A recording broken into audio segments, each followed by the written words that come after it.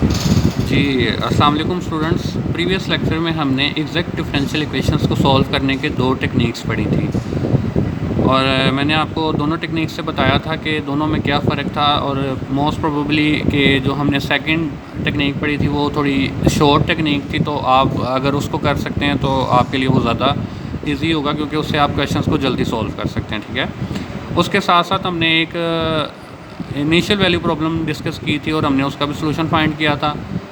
तो अब स्टूडेंट आज जो हम डिस्कस करेंगे वो बेसिकली है एग्जैक्ट इक्वेशन, डिफरेंशियल इक्वेशन, लेकिन जो एग्जैक्ट ना हो तो फिर हम उसको किस तरह से एग्जैक्ट में चेंज कर सकते हैं, तो वो आज हम डिस्कस करेंगे। फॉर एग्ज़ाम्पल ये हमारे पास जर्नल फॉर्म थी एग्जैक्ट डिफरेंशियल इक्वेशन की। एम एक्स वाई का एक फंक्शन था D x plus N X Y, ये भी एक फंक्शन था एक्स और वाई वेरिएबल में, D Y is equal to zero.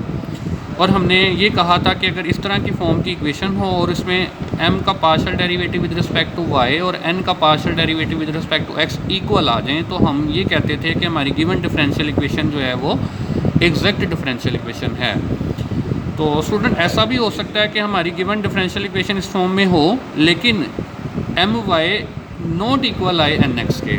अगर ये दोनों इक्वल नहीं आते तो इसका मतलब है आपकी गिवन डिफरेंशियल इक्वेशन एग्जैक्ट नहीं है। ठीक है, तो अब आज जो हमारा टॉपिक है वो बेसिकली उस इन्हीं चीज़ पे बेस करेगा कि आपका एम वाई मतलब m का partial derivative with respect to y और n का partial derivative with respect to x equal नहीं आएगा। जब ये इक्वल नहीं आएगा तो हम इसको कहेंगे ये नॉन एग्जैक्ट डिफरेंशियल इक्वेशन है और हम टेक्निक्स पढ़ेंगे कि जिनकी मदद से हम उस नॉन एग्जैक्ट डिफरेंशियल इक्वेशन को एग्जैक्ट डिफरेंशियल इक्वेशन में चेंज करेंगे। ठीक है, अब नॉन एग्जैक्ट को एग्जैक्ट में चेंज करने के लिए बेसिकली हमें फाइंड करना पड़ेगा इंटीग्रेटिंग फैक्टर। इंटीग्रेटिंग फैक्टर आपके पास बेसिकली फ़ंक्शन हुआ करेगा। हम ये इंटीग्रेटिंग फैक्टर फंक्शन फाइंड करेंगे, एक फ़ंक्शन होगा, ये हम देखेंगे कि हम किस तरह से फाइंड करेंगे। उसको जब हम अपनी गिवन इस फॉर्म के साथ मल्टीप्लाई कर देंगे तो आपकी जो नई फॉर्म इस तरह से, ये आपकी नई फॉर्म है। यहाँ पे जो इंटीग्रेटिंग फैक्टर है ये you of x Y integrating factor को रिप्रेजेंट कर रहा है। ठीक है, इससे आप मल्टीप्लाई कर देंगे पूरी इक्वेशन को तो आप देख सकते हैं कि ये यू ऑफ एक्स वाई, ये ऑलरेडी वही जो आपके पास m of x y d x plus यहाँ पे भी यू ऑफ एक्स वाई आ जाएगा और ये ऊपर वाली फॉर्म वैसे ही आएगी और इक्वल टू ज़ीरो। अब स्टूडेंट जब आप इस पूरी चीज़ को चेक करेंगे ना, ये दोनों बेसिकली अंदर मल्टीप्लाई होकर एक फंक्शन हो जाएगा, ये भी अंदर मल्टीप्लाई होकर एक फंक्शन हो जाएगा। जब आप इसको चेक करेंगे तो ये एग्जैक्ट में चेंज हो गई होगी। ठीक है, तो अब यहाँ पे वंस अगेन ये you of x Y integrating factor है। ठीक है, अब हम बेसिकली चार रूल्स कह लें आप, ये चार बेसिकली रूल ही कहा जाता है। चार रूल्स हम पढ़ेंगे जिसकी मदद से हम इस फैक्टर को फाइंड कर सकते हैं। ठीक है, तो स्टूडेंट्स आपने अब ज़रा फुल कंसंट्रेशन के साथ देखना है कि ये यू ऑफ एक्स वाई को हम किस तरह से फाइंड कर सकते हैं। तो सबसे पहला रूल हम लिखते हैं रूल 1। मैं कोशिश करूंगा कि एक रूल बताऊं और साथ ही उसकी एक्सप्लेनेशन दे दूं ताकि वो आपको अच्छी तरह से क्लियर हो जाए। ठीक है, फिर नेक्स्ट रूल, फिर नेक्स्ट बताता जाऊँ और साथ साथ उसकी एग्जांपल्स करवाता जाऊँ। ठीक है, और फिर मैं एंड पे उसको कंक्लूड भी कर दूंगा कि अगर आपके पास आपको किस तरह से रूल्स का पता चलेगा कि कौन सा रूल अप्लाई कब होगा, वो इंशाल्लाह मैं आपको डिटेल में सारा बता दूँगा। ठीक है, तो फर्स्ट रूल ये कहता है कि आप m का पार्शियल डेरिवेटिव लें विद रिस्पेक्ट टू y और उसमें से माइनस करें n का partial derivative with respect to x और उसको डिवाइड करवा दें। जो n आपके पास फंक्शन था, ये वाला function n of x Y जो गिवन यहाँ पे आपको क्वेश्चन में दिया, इससे डिवाइड करवाना है। इस सारी चीज़ को आप सिंप्लीफाई करें और इसको हम नाम दे देते हैं लेट्स सपोज कि ये p है। ये भी बेसिकली आपके पास कोई फंक्शन होगा। अब अगर रूल 1 ये कहता है कि अगर आप इस चीज़ को सोल्व करें और आपके आंसर में जो फंक्शन आ रहा है वो सिर्फ x का फंक्शन हो, मतलब कि यहाँ पे आपके पास सिर्फ x इन्वॉल्व हो, यहाँ पे फंक्शन सिर्फ x का हो, इसमें y इन्वॉल्व नहीं होना चाहिए। अगर तो ये p ऑफ x का फंक्शन होगा तो इसका मतलब है कि आप आगे प्रोसीड कर सकते हैं। अगर तो ये इसमें x और y का वेरिएबल भी आ गया या यहाँ पे सिर्फ y का फंक्शन हुआ तो इसका मतलब है रूल 1 अप्लाई नहीं हो सकता। दोबारा से मैं रिवाइज करता हूँ। आप m का partial derivative with respect to y निकालेंगे, n का partial derivative with respect to x find करेंगे और उसको डिवाइड कर देंगे n के साथ, फंक्शन n जो आपको गिवन क्वेश्चन में दिया हुआ था। और आंसर इस चीज़ को सिंप्लीफाई करने के बाद अगर तो सिर्फ x की फॉर्म में आंसर आ सकता है, फॉर एग्जांपल x भी आ सकता है, x² बाई 2 आ सकता है, 2x + 7 आ सकता है, 2x + 2x square plus x something, सिर्फ x इन्वॉल्व हो उसमें, y का फंक्शन इन्वॉल्व नहीं होना चाहिए। और ऐसा भी नहीं होना चाहिए कि सिर्फ y हो, सिर्फ ओनली जो वन कंडीशन है वो यही है कि सिर्फ ये यहाँ पे x का फंक्शन हो, ठीक है। अगर ऐसा होगा तो आपने ये जो इंटीग्रेटिंग फैक्टर है वो किस तरह फाइंड करना है, u ऑफ x y आपके पास किस तरह से आएगा, आपने यहाँ पे करना है एक्सपोनेंशियल, ये आपके पास एक्सपोनेंशियल e जिसको हम कहते हैं, और आपने इसकी इंटीग्रेशन कर देनी है विद रिस्पेक्ट टू x। ये चीज़ जो बेटा आपके पास स्टूडेंट्स, ये चीज़ जो आपके पास आएगी वो u ऑफ x y, ये बेसिकली आपके पास इंटीग्रेटिंग फैक्टर होगा, ठीक है। ये आपके पास क्या होता है, ये होता है इंटीग्रेटिंग फैक्टर, ठीक है। और जब आप इस इंटीग्रेटिंग फैक्टर को अपने गिवन क्वेश्चन से मल्टीप्लाई कर देंगे तो वो आपके पास एग्जैक्ट डिफरेंशियल इक्वेशन में चेंज हो जाएगी। तो इसकी मज़ीद जो आपको अंडरस्टैंडिंग है वो मैं एक एग्जांपल शुरू करता हूँ, तो आपको इसकी अंडरस्टैंडिंग मज़ीद अच्छी तरह से क्लियर हो जाएगी, ठीक है। तो मैं एक एग्जांपल देखता हूँ जी स्टूडेंट। एग्जांपल हम लिखते हैं, एग्जांपल है x square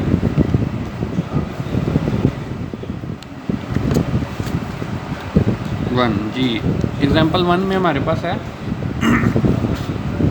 x square minus 2x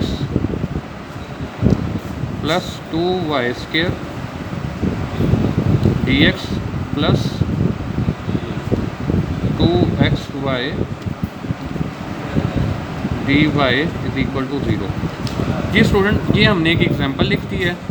अब हम चेक करते हैं। सबसे पहले तो आपको तो पता नहीं होगा कि ये गिवन डिफरेंशियल इक्वेशन एग्जैक्ट है या नहीं है। तो आपने सबसे पहला काम ये करना है कि चेक करना है क्या ये आपकी स्टैंडर्ड फॉर्म में है या नहीं, मतलब इस फॉर्म में इक्वेशन है या नहीं है। आप देख सकते हैं कि ये एग्जैक्ट इसी फॉर्म में है। ये m ऑफ एक्स वाई आपके पास है, ये dx है, ये बीच में प्लस भी है, और ये n ऑफ एक्स वाई है, और ये dy और इक्वल टू 0, मतलब कि ये आपकी स्टैंडर्ड फॉर्म में तो आ गई है। अब हमें चेक करना है कि क्या ये एग्जैक्ट है कि नहीं। तो मैं ये चेक करने के लिए m का partial derivative with respect to y निकालने लगा हूँ, ठीक है। इसका पार्शियल डेरिवेटिव जब with respect to y find करेंगे तो ये आपके पास क्या आएगा, 4y। ये 0 हो जाएंगे क्योंकि ये कांस्टेंट के तौर पे भी होंगे। इधर से जब हम फाइंड करेंगे तो ये आएगा 4, पीछे जाके मल्टीप्लाई होकर 4 हो जाएगा और 4y आएगा। इधर से जब आप n ऑफ x का derivative with respect to x जब आप फाइंड करेंगे तो यहाँ से हम देख सकते हैं आंसर आ रहा है 2y। अब student 4y is not equal to 2y, इसका मतलब है कि ये इस फॉर्म में जो इक्वेशन है वो एग्जैक्ट नहीं है, ठीक है। आप यहाँ पे लिख सकते हैं नॉट एग्जैक्ट डिफरेंशियल इक्वेशन, ठीक है। अब हम देखेंगे कि हम इसको एग्जैक्ट में किस तरह से चेंज कर सकते हैं। तो मैंने आपको रूल 1 क्या बताया था, रूल 1 था my फाइंड करना है, nx फाइंड करना है और उसको n पे डिवाइड कर देना है, ठीक है। तो यही हम करने लगे हैं, my minus nx over n find करेंगे, ठीक है। ये अगर हम देखें my हम ऑलरेडी फाइंड कर चुके हैं, ये था हमारे पास वो आपके पास था 4y माइनस nx भी हमने फाइंड किया था, वो था 2y, ठीक है। और डिवाइड करना है n यहाँ पे हमारे पास ये लिखा हुआ है n, ठीक है। ये है 2xy। अगर हम इसको सिंप्लीफाई करें, ऊपर से 2y कॉमन निकाल लें, चले 2y कॉमन नहीं लेते, माइनस करते हैं तो 4y माइनस 2y आ जाएगा और नीचे आपके पास 2xy। तो आप देख सकते हैं ये कैंसल आउट होने के बाद आपके पास आ जाएगा जस्ट 1 ओवर x। तो स्टूडेंट आप देख सकते हैं कि यहाँ पे सिर्फ x का फंक्शन रहा, इसका मतलब ये है कि हम आगे प्रोसीड कर सकते हैं। अगर फॉर एग्जांपल यहाँ पे 1 ओवर xy आता तो इसका मतलब है कि ये रूल फेल हो जाना था, फिर हम रूल 2 की तरफ जाएंगे। तो रूल 2 क्या है वो हमने रूल 2, 3, 4 आगे हम डिस्कस करेंगे और फिर देखेंगे उनकी डिटेल्स क्या हैं। अगर यहाँ पे सिर्फ y का फंक्शन होता तो भी ये आपके पास कंडीशन फेल हो जानी थी और हम इसको यूज़ नहीं कर पाते, ठीक है। अब मैंने आपको बताया था कि इंटीग्रेटिंग फैक्टर फाइंड करने के लिए आपने क्या करना है। इंटीग्रेटिंग फैक्टर फाइंड करने के लिए आप क्या करते हैं, आप बेसिकली इंटीग्रेट कर देते हैं 1 ओवर x को dx। ये चीज़ आपने सॉल्व करनी है, ठीक है। अब 1 ओवर x की इंटीग्रेशन आपको पता होनी चाहिए। तो मैंने आपको लास्ट लेक्चर में भी बताया था कि अगर आपको इंटीग्रेशन याद नहीं है तो आप ये सोचें कि ऐसा कौन सा फंक्शन है जिसका डेरिवेटिव 1 ओवर x आता है। तो 1 ओवर x किसका डेरिवेट होता है, ln x का, ठीक है। तो इसका मतलब है इसकी इंटीग्रेशन ln x होगी। ये बेसिकली आपके पास हो जाएगा ln x, ठीक है। अब आप अच्छी तरह से आपको पता है कि जब ln और जो हैं वो एक दूसरे के रेसिप्रोकल होते हैं, तो रेसिप्रोकल होने की बेस पे जब हम इनको कैंसल आउट करेंगे तो ये जस्ट x बच जाएगा। तो इसका मतलब ये है कि आपके पास जो इंटीग्रेटिंग फैक्टर आया वो x आ गया, ठीक है। तो अब हमने आगे प्रोसीड करना है, हमने इंटीग्रेटिंग फैक्टर से मल्टीप्लाई करना है अपने क्वेश्चन को, ठीक है। मतलब अपने इस क्वेश्चन को इंटीग्रेटिंग फैक्टर जो x था इससे दोनों साइड पे मल्टीप्लाई करते हैं, फिर देखते हैं हमारी नई चीज़ क्या बन जाती है। चलें जी, x से जब हम इधर मल्टीप्लाई करेंगे इस सारे को, तो ये आएगा x into X square minus 2x plus 2y² dx plus 2 और x से मल्टीप्लाई करके x² y dy is equal to 0। जी स्टूडेंट, ये हमने मल्टीप्लाई करने के बाद हमारे पास नई फॉर्म बन गई। इसको जब अंदर मल्टीप्लाई करेंगे आएगा x³ minus 2x² plus 2xy² dx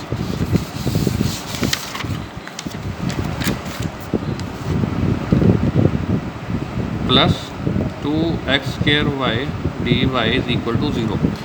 जी स्टूडेंट, अब हम चेक करते हैं क्या ये एग्जैक्ट है या नहीं। तो दोबारा से हमें पता है कि एग्जैक्ट चेक करने का तरीका होता है m partial derivative with respect to y। तो जी partial derivative with respect to y find करेंगे, तो यहाँ से हमें पता है ये x है कांस्टेंट है, डेरिवेटिव 0, यहाँ पे भी डेरिवेटिव 0 हो जाएगा। यहाँ पे y का डेरिवेटिव निकालेंगे तो ये आएगा 4xy, ठीक है। सिमिलरली अपने यहाँ से फाइंड करना है n ऑफ x, मतलब partial derivative with respect to x। यहाँ पे जब फाइंड करेंगे तो ये 2 होके 4 हो जाएगा x और ये y वैसे ही आ जाएगा। तो स्टूडेंट आप देख सकते हैं कि ये आपके पास अब क्या चेंज हो चुकी है, ये आपके पास एग्जैक्ट बन चुकी है। ये आपके पास my is equal to nx basically चूँकि इक्वल आ गए, तो इसका मतलब ये है कि आपकी ये इक्वेशन, जिसको मैं नाम दे देता हूँ a, now a is exact differential equation.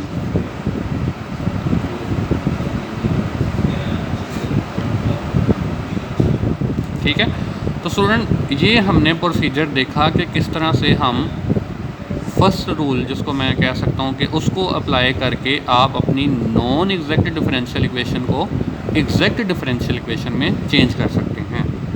तो अब इसके आगे स्टूडेंट्स आप पहले ही हम कुछ एग्जांपल्स कर चुके हैं जिसमें हमने सीखा कि हम इसको किस तरह से सॉल्व कर सकते हैं।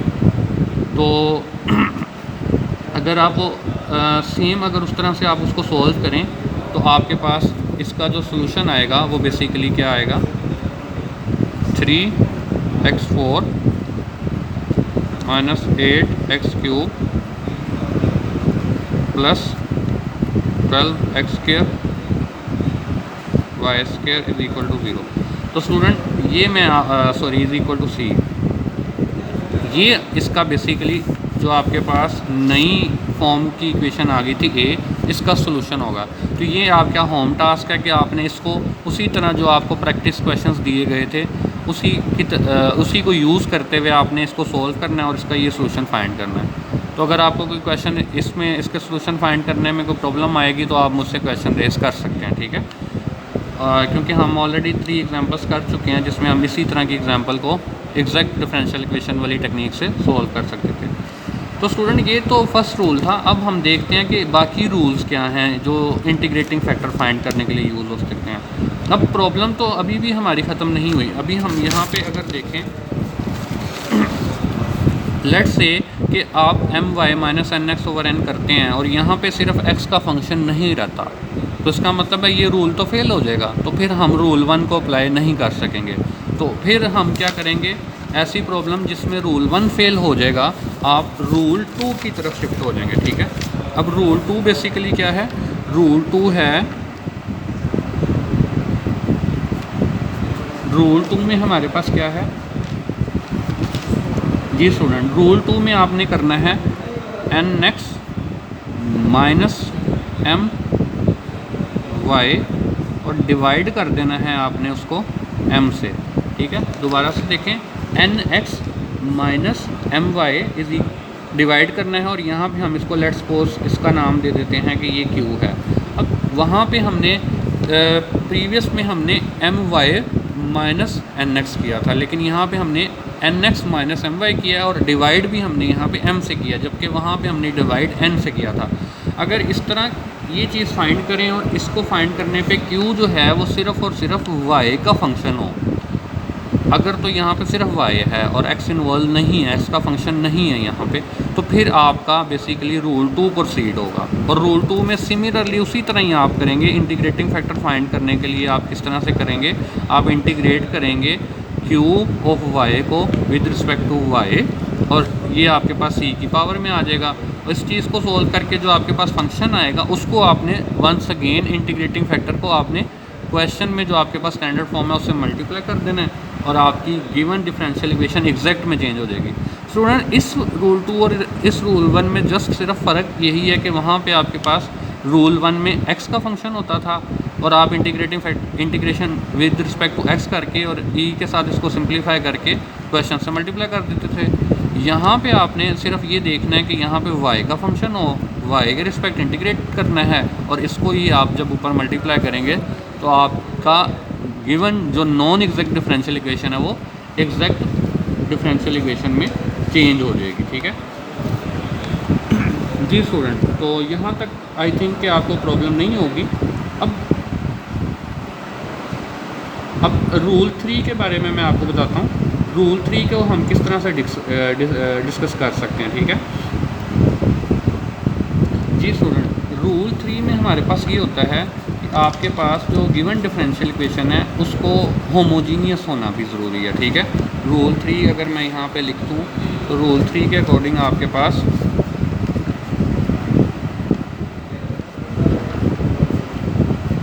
अकॉर्डिंग टू रूल 3 आपके पास जो गिवन डिफरेंशियल इक्वेशन है, गिवन डिफरेंशियल इक्वेशन हमारे पास जी स्टूडेंट, गिवन डिफरेंशियल इक्वेशन है मैं m dx plus n dy is equal to 0 is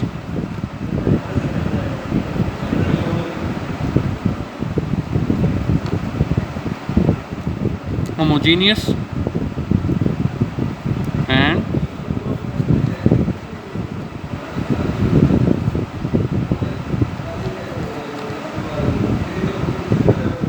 ये सॉरी प्लस है, यहाँ पे प्लस है। ठीक है, is not equal to 0, then 1/x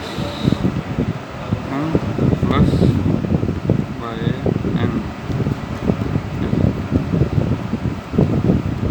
ji student, rule 3 के अकॉर्डिंग आपको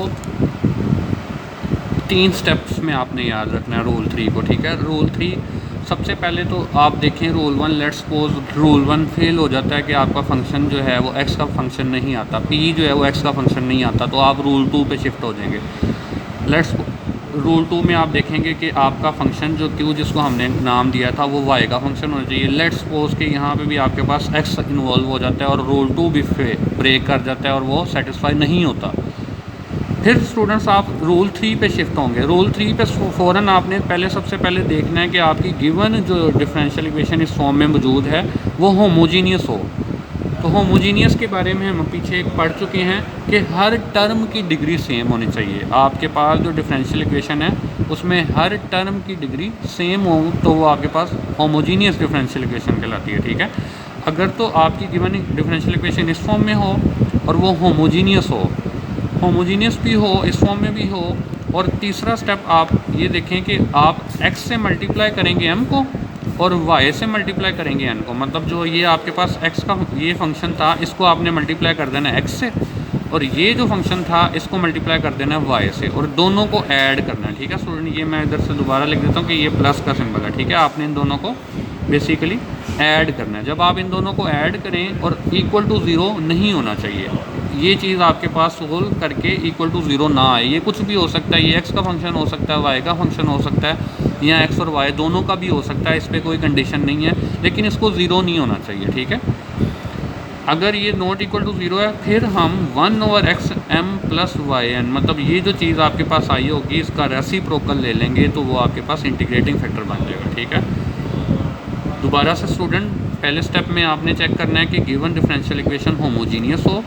सेकेंड स्टेप में आपने ये चीज़ फाइंड कर लेनी है, x से मल्टीप्लाई करना है m को, y से मल्टीप्लाई करना है n को, और इक्वल टू 0 नहीं होना चाहिए। थर्ड स्टेप में इस चीज़ का जो भी आंसर आए जो कि ज़ीरो नहीं होगा, क्योंकि अगर यहाँ पे ज़ीरो होगा तो हम देख सकते हैं 1/0 इज़ इन्फिनिटी, मतलब ये आपके पास इन्फिनिटी हो जाता है। इसलिए आपके पास यहाँ पे नॉट इक्वल टू ज़ीरो हो और इसका जो रेसिप्रोकल होगा वो आपके पास इंटीग्रेटिंग फैक्टर होगा। ठीक है स्टूडेंट, मैं इसकी एक एग्जांपल आपको पूरी करवा देता हूँ ताकि आपको इसमें कोई इशू ना रहे। ठीक है, और अगर आपको कोई क्वेश्चन हो तो आप वो पूछ सकते हैं। चलें जी, इसकी एग्जांपल हम करते हैं।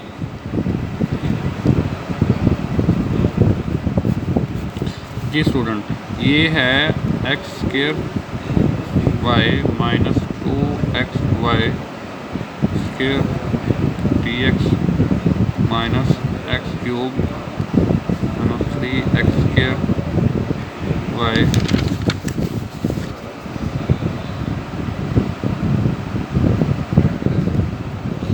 जी स्टूडेंट, ये हम देखते हैं सबसे पहले कि ये आपके पास एक डिफरेंशियल इक्वेशन दी हुई है जो कि आपके पास अगर आप देखें तो इसमें इशू ये आ रहा है कि यहाँ पे माइनस है। ठीक है, तो मैंने आपको बताया था कि इसको पॉजिटिव बनाना, सबसे पहली प्रेफरेंस आपकी ये होगी कि यहाँ पे पॉजिटिव हो। ठीक है, इसको पॉजिटिव करने के लिए हम सबसे पहले इस माइनस को बेसिकली अंदर शिफ्ट कर देंगे। ये आपके पास आएगा X square Y minus 2xy square dx, ये प्लस हो जाएगा और यहाँ से माइनस अंदर चला जाएगा, minus x cube plus 3x square Y dy is equal to 0। अब ये हम देख सकते हैं कि आपके पास स्टैंडर्ड फॉर्म जो है वो मेंटेन हो चुकी है। स्टूडेंट, आपने सबसे पहले इसको चेक करना पड़ेगा आपको क्या ये यहाँ पे एग्जैक्ट है या नहीं है। सबसे पहले स्टेप में आप ये चेक करेंगे कि my और nx इक्वल आता है या नहीं। अगर तो आ जाएगा तो फिर तो आप फ़ौरन से उसको एग्जैक्ट वाले मेथड से सॉल्व कर सकते हैं। फिर आपको पहले रूल 1 अप्लाई करना पड़ेगा। अगर रूल 1 फेल होता है तो आपको रूल 2 अप्लाई करना पड़ेगा। अगर रूल 2 फेल होता है तो फिर आप इसको रूल 3 की तरफ से सोच सकते हैं। ठीक है, तो स्टूडेंट आप जब प्रैक्टिस करेंगे ना तो आपको रूल 1, 2, 3 ये अप्लाई करने में ज़्यादा टाइम नहीं लगेगा। अभी आपको लग रहा होगा कि शायद ये बहुत लेंथी प्रॉब्लम होगी, लेकिन एक्चुअल में ऐसा नहीं है। जब आप कुछ सॉल्व कर लेंगे प्रॉब्लम तो आप बड़ी जल्दी से इस चीज़ को चेक कर सकेंगे कि इसके ऊपर रूल कौन सा अप्लाई होना है। ठीक है, ये आपकी प्रैक्टिस के ऊपर डिपेंड करेगा। तो अब हम देख सकते हैं कि अगर पहले हमने ये देखा कि ये फॉर्म तो मेंटेन हो चुकी है। अब सेकंड, अगर आपने ये चेक करना है कि ये एग्जैक्ट होमोजीनियस है या नहीं, तो होमोजीनियस का कैसे पता चलता है कि हर टर्म की डिग्री देखें। इधर आपके पास डिग्री 2 है, इधर 1 है, ये टोटल आपकी डिग्री 3 हो जाएगी। इधर 2 है, यहाँ पे 1 है, यहाँ पे भी 3 हो जाएगी। यहाँ पे ऑलरेडी 3 है, यहाँ पे भी 3 है, मतलब कि हर टर्म में आप देख सकते हैं कि डिग्री 3 है। तो इसका मतलब है कि ये और इक्वल टू 0 भी है, तो इसका मतलब है कि ये आपके पास बेसिकली होमोजीनियस डिफरेंशियल इक्वेशन है।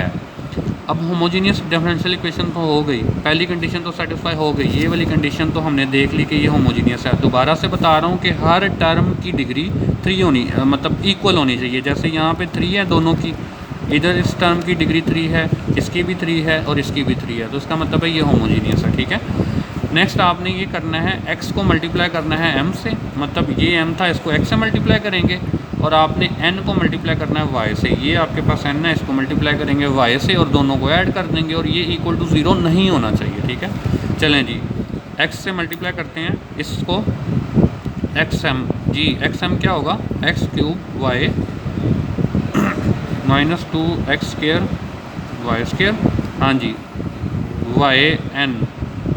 yn, इसको हमने बेसिकली मल्टीप्लाई कर देना है y से, तो ये आ जाएगा minus x cube Y plus 3x square Y square.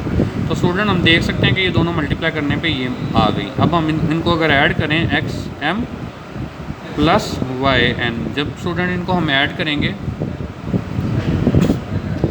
जी स्टूडेंट जैसे ही मैं इन दोनों को ऐड करूंगा तो ये देख सकते हैं ये वाली टर्म प्लस में है, ये माइनस में है, ये कैंसिल आउट हो जाएगी और यहाँ से 2x square Y square minus के साथ है और ये प्लस के साथ है, तो ये जस्ट आपके पास x square and y square बन जाएगा। ठीक है, जस्ट आपने इनको ऐड करना है, ये माइनस है, ये प्लस है, ये कैंसिल हो जाएंगे।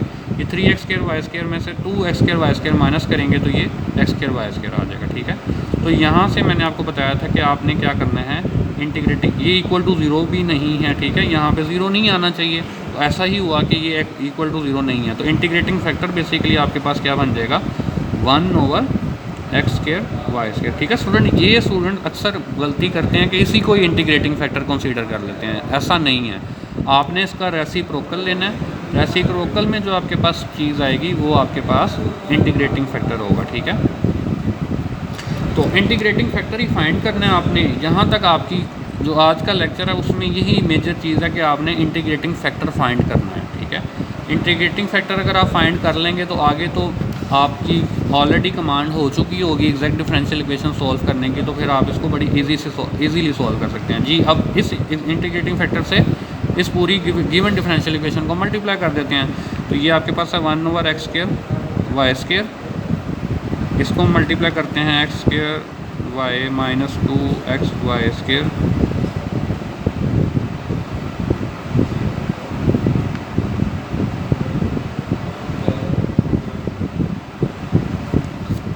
जी plus 1/x square Y square minus x cube plus 3x square Y D Y is equal to 0। ये स्टूडेंट हमने इंटीग्रेटिंग फैक्टर फाइंड किया और उससे जब हम अपनी पूरी डिफरेंशियल इक्वेशंस को मल्टीप्लाई करते हैं तो हम देख सकते हैं कि आपके पास जो नई फॉर्म बनेगी वो बेसिकली क्या होगी। इससे जब इस टर्म को करेंगे तो ये टर्म जब अंदर इस टर्म से मल्टीप्लाई होगी तो ये बेसिकली आपके पास बन जाएगा 1/y। एक्स स्क्वायर से कैंसिल हो जाएगा, y से कैंसिल होके 1/y बन जाएगा। ठीक है, सिमिलरली आप अंदर बाकी टर्म्स के साथ भी इसको सॉल्व कर सकते हैं।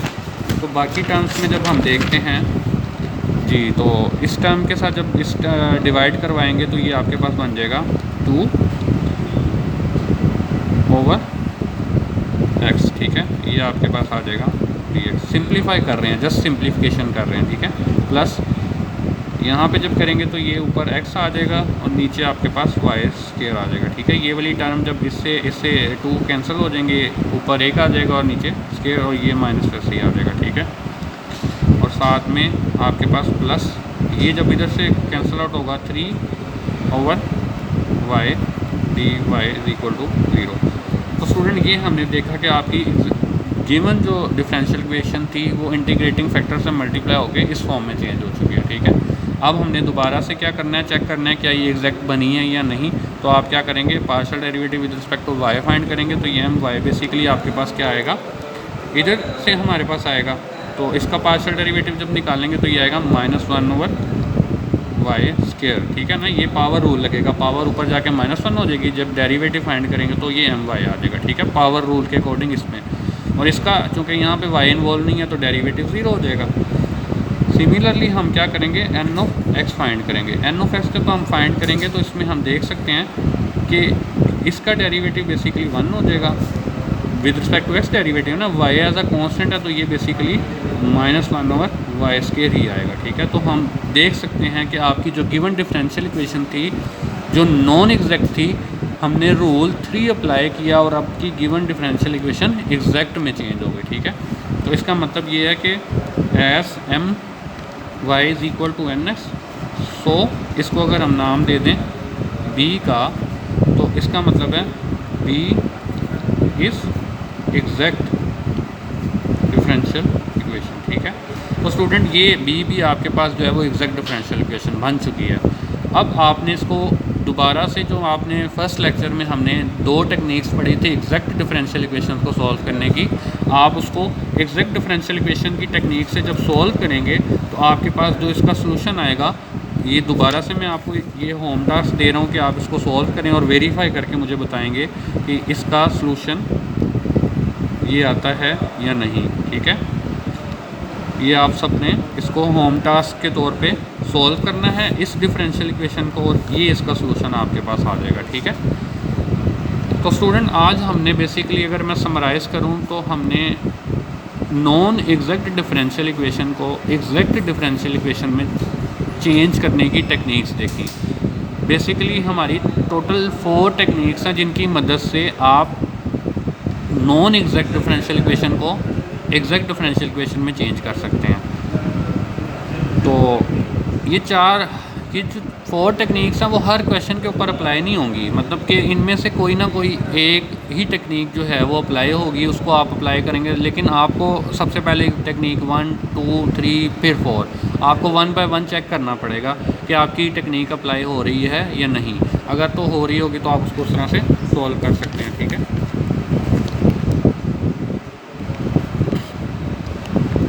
स्टूडेंट आज हम अभी यहाँ तक ही रखते हैं, और जो आपकी टेक्निक 4 है वो इंशाल्लाह मैं आपको नेक्स्ट लेक्चर में एक्सप्लेन करूँगा, और उसकी जो है साथ में आपको एग्जांपल्स भी करवाऊँगा, और फिर नेक्स्ट ही हम नेक्स्ट टॉपिक को भी स्टार्ट कर देंगे, ठीक है।